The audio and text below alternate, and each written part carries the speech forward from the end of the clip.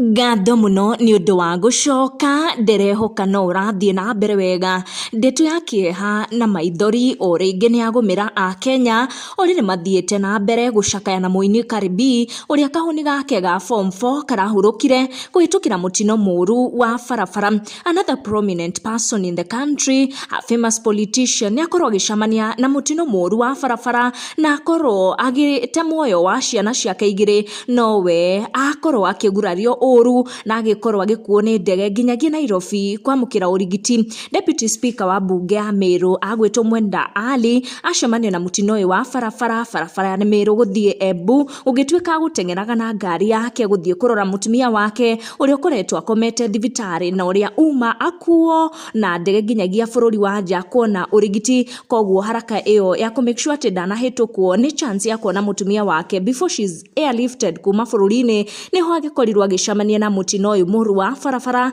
na agikorwo akiguthana na ngari ingi, na ngari ino yake muthemba wa Subaru yakorwo ikimunda mwaki riria gikorirwo na ino head on collision na ngari muthemba wa Hilux, na gugituika ati has two daughters aria makiuma ngari-ini kuona gukuite andu a family yake. Her two daughters lost their life kuhitukira mutino ucio wa farafara, na ni ukuona we ni akorirwo akinukia ngurario nyingi muno na agikorwo airliftwo nginya Nairobi niguo akorwo akiamukira urigiti. Gukinyia ndeto icio hau ndaciaria toria ciatukinyira njitikiria tu gucokeria ngatho cia mwanya muno ni undu wa guthie na mbere kunyitanira na ithwe. Tucemanie in our next video.